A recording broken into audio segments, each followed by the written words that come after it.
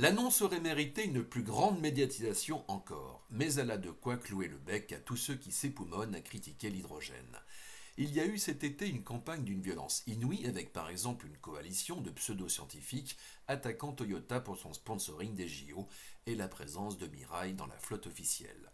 Certains sites qui militent pour la voiture électrique et qui cherchaient peut-être à se consoler du recul des ventes des véhicules à batterie se sont aussi acharnés contre le même Toyota. Je vais vous dire, il s'en tape comme de son premier sushi. Toyota a donc fait une annonce conjointe avec BMW. Les dirigeants des deux marques ont annoncé le 5 septembre qu'ils allaient développer une pile à combustible plus abordable et qui sera prête pour 2028. Et dans l'automobile, c'est vraiment demain. Leur pari est que le moment est venu pour l'hydrogène au nom de la complémentarité des énergies. BMW et Toyota, c'est une histoire qui dure. Depuis 2012, les deux constructeurs coopèrent ensemble autour de l'hydrogène et de la pile à combustible. Ce travail a permis à la marque bavaroise de tester la technologie sur divers prototypes, dont l'IX5 Hydrogen, qui est un SUV. Produit à plusieurs dizaines d'exemplaires, ce véhicule a fait le tour du monde.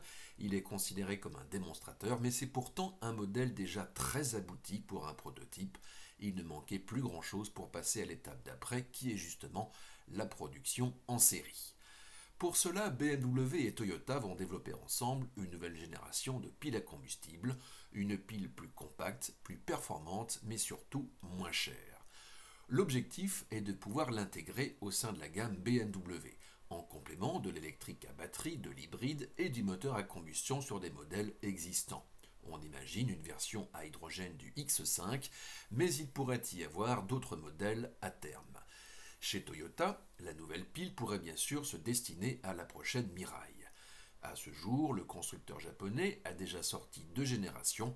Son ambition est bien sûr de proposer une version encore plus efficiente.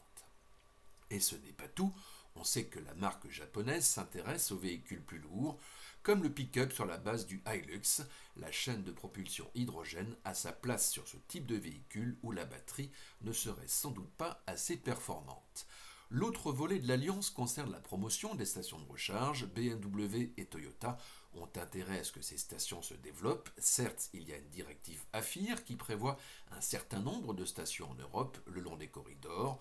Le Japon, la Corée du Sud et la Chine avancent fort sur l'infrastructure de recharge, mais les deux constructeurs vont aussi se rapprocher de projets locaux et régionaux en donnant un coup de pouce aux producteurs d'hydrogène bas carbone.